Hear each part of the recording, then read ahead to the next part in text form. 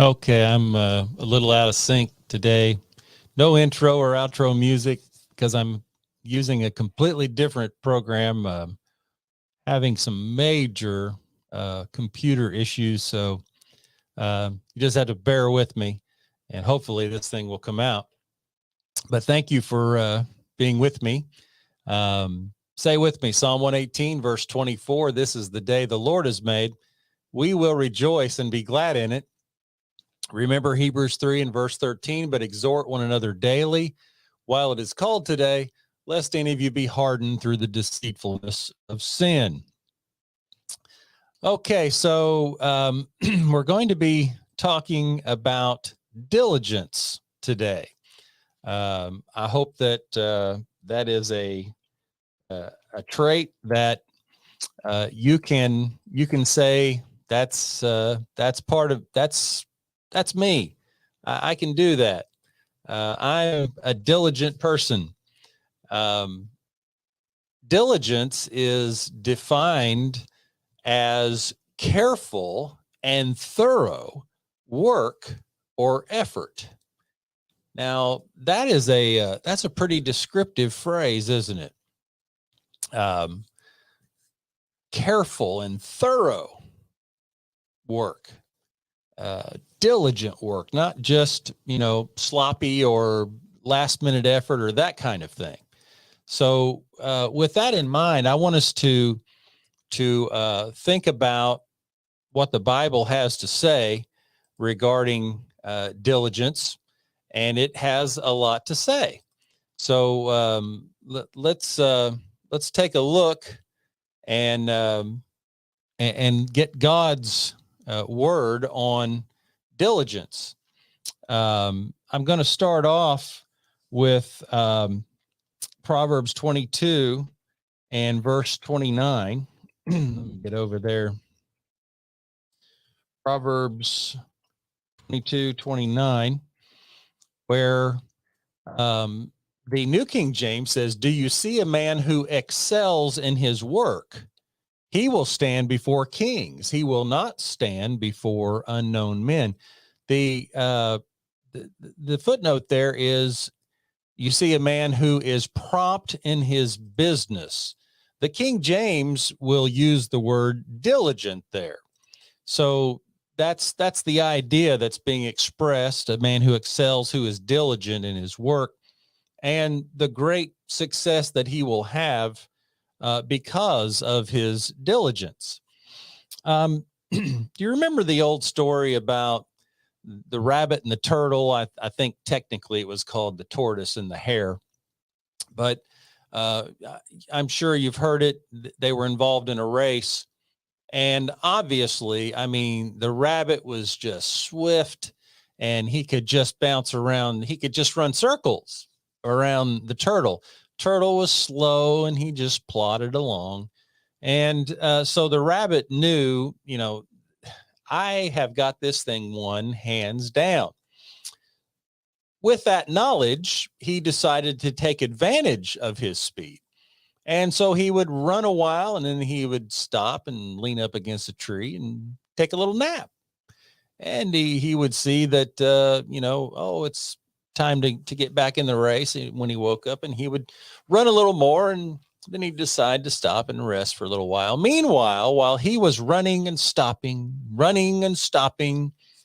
the turtle just kept diligently plodding along.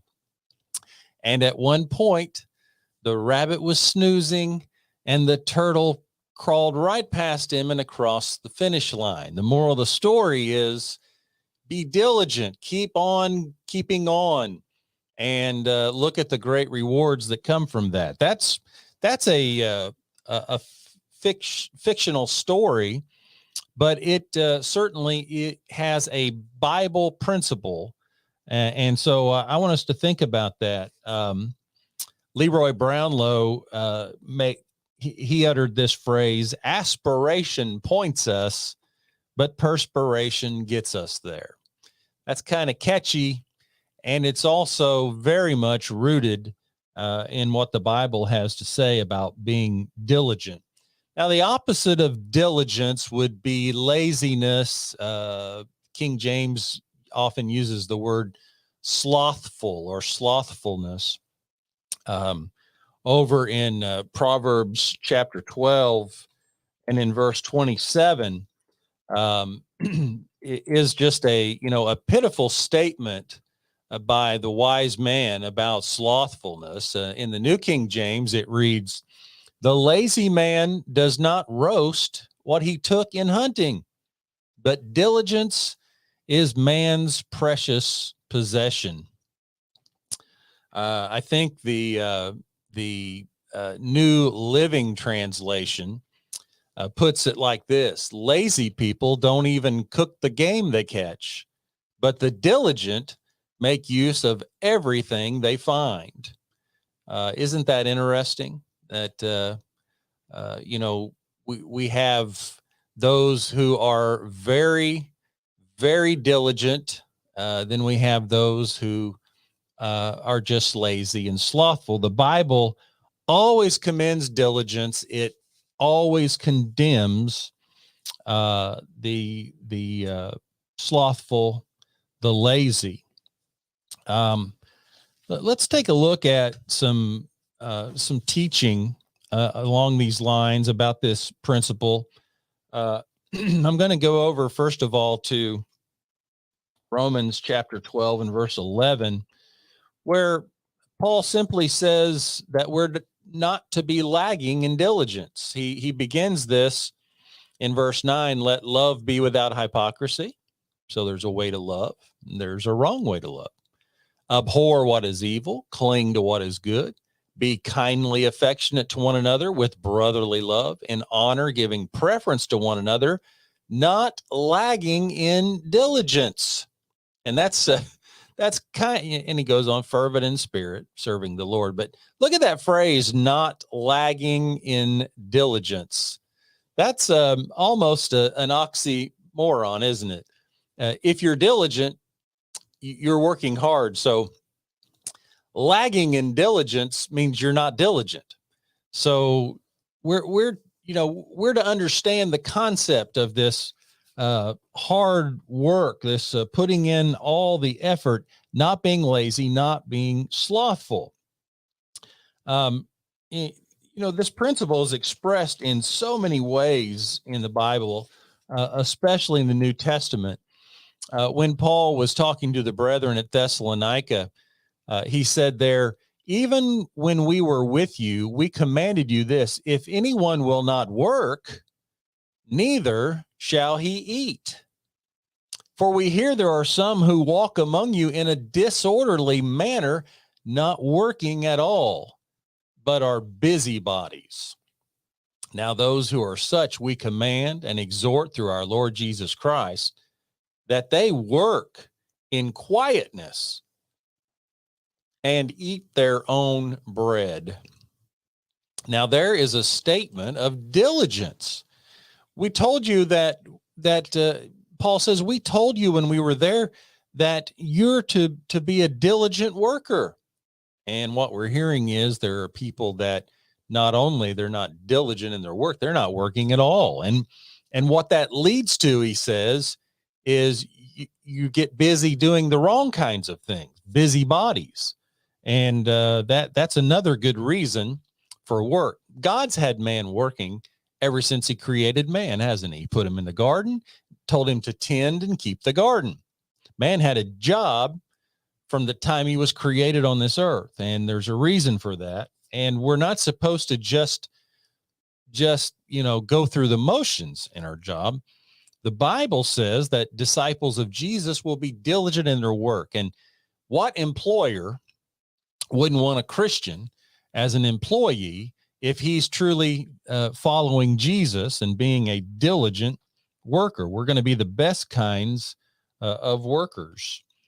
Over in Proverbs 27 and verse 23, here's another diligence statement where the wise man says, "Be diligent to know the state of your flocks and attend to your herd, for riches are not forever, nor does a crown endure to all generations." Be diligent. I might just bring that word up for you, to know, to ascertain by seeing, used in a great variety of senses, figuratively, literally, euphemistically, and inferentially. Observation, care, recognition, instruction, designation. So, this is a word that means work. Diligence means we're going to have to work. We're not going to be able to just muddle through. We're not going to be able to put it on cruise control. We're not going to be able to coast. So diligence means work, and the Bible commends this work of diligence. I might also look over at Proverbs chapter 10 and in verse 4, where the wise man again says, he who has a slack hand becomes poor, but the hand of the diligent makes rich. Now, does that mean that everyone who works hard is going to be filthy rich? Obviously not. This is a general truth. And the truth is that we are to remain diligent if we expect to do well. It is a general truth that the one who is slothful and lazy will become poor. He will not have the advantage of acquiring wealth or anything else because he is lazy. And it's interesting, when the Bible tells us to go and have a look at a successful program of diligence, it doesn't always tell us to look even to a man. Isn't that interesting? Over in Proverbs 6 and beginning in verse 6, the wise man says, "Go to the ant, you sluggard." Now, isn't that interesting? He doesn't say go to King David or go to Samson, no, he says, go to the ant, you sluggard, you lazy, slothful person. The word sluggard there means slothful, lazy, sluggish. And the one who is that way, the wise man encourages him to go take a look at the ant, consider her ways and be wise, which having no captain, overseer, or ruler, provides her supplies in the summer and gathers her food in the harvest. How long will you slumber, O sluggard? When will you rise from your sleep? Isn't that interesting that the wise man, the one that God endowed with wisdom, he uses a little tiny ant. And even the ant knows, hey, I've got to make hay while the sun shines. While there's time for me to store food, I've got to do that because the time's coming when I can't. That's the way God made the ant. And so for the one made in God's image that thinks, well, I can just coast along, he says, don't look at another made in God's image. You don't have to look any further than that little tiny ant, one of the smallest creatures on the earth. And just think about that ant and what that ant can teach the crowning jewel of God's creation, mankind. Well, this is just a little sample. I hope it'll whet your appetite and that you'll get looking at all that the Bible has to say about being diligent. Have things that you want to say about today's program. It's a little unorthodox. It's not like the usual one and all of that, but we'd like to hear from you. Leave your comments right there on Facebook or YouTube, wherever you're watching. Use Facebook Messenger. Send an email. Email address is firstthought@gmail.com. Already been taking some in. Thank you, Lovain. Thank you, Sherilyn. You've already taken advantage of the new email address, and appreciate you using that.